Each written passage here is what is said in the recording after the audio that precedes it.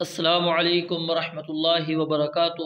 الحمدللہ والصلاة والسلام علی رسول اللہ، اما بعد۔ محترم ناظرین و سامعین، آج سنن ابن ماجہ ابواب التجارات عنوان نمبر لیکچر نمبر 43 باب الخراج بالضمان کہ فائدہ اسی کو ملے گا جو نقصان برداشت کرنے کا ذمہ دار ہوگا۔ حدثنا ابو بکر بن ابی شیبۃ وعلی بن محمد قال حدثنا وکیع عن ابن ابی ذئب عن مخلد بن خفاف بن ایماء بن رحاضة الغفاری عن عروة بن الزبیر عن عائشة ان رسول اللہ صلی اللہ علیہ وسلم قضى ان خراج العبد بضمانه۔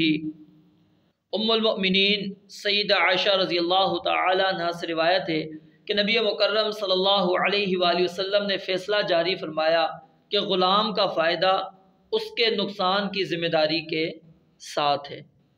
حدثنا ہشام بن عمار قال حدثنا مسلم بن خالد الزنجی حدثنا ہشام بن عروة عن أبيه عن عائشة أن رجلا اشترى عبدا فاستغله ثم وجد به عيبا فرده فقال يا رسول الله صلى الله عليه وسلم إنه قد استغل غلامي فقال رسول الله صلى الله عليه وسلم الخراج بالضمان۔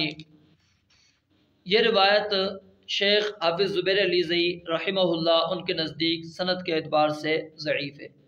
ام المؤمنین سیدہ عائشہ رضی اللہ تعالی عنہ سے روایت ہے کہ ایک آدمی نے ایک غلام خریدا اور اس سے مزدوری کروائی، پھر اس غلام میں عیب معلوم ہوا تو اسے واپس کر دیا۔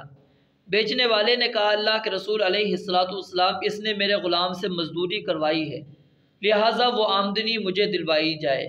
تو نبی علیہ السلام نے فرمایا فائدہ نقصان کی ذمہ داری کے ساتھ ہے، یعنی اگر کوئی آمدنی دینے والی چیز خریدی جائے اور پھر واپس کر دی جائے تو جتنے دن وہ چیز خریدار کے پاس رہی ہے اور اس نے اس سے فائدہ اٹھایا ہے، واپسی کے وقت اس فائدے کا کوئی معاوضہ ادا نہیں کیا جائے گا۔ اس قانون سے صرف دودھ دینے والا جو جانور ہے وہ مستثنیٰ ہے، جس کو واپس کرتے وقت 1 سا کھجوریں ساتھ دی جائیں گی۔ اگر خریدار کے پاس جانور مر جائے یا کوئی دوسری چیز خراب ہو جائے یا تباہ ہو جائے تو یہ نقصان خریدار برداشت کرے گا۔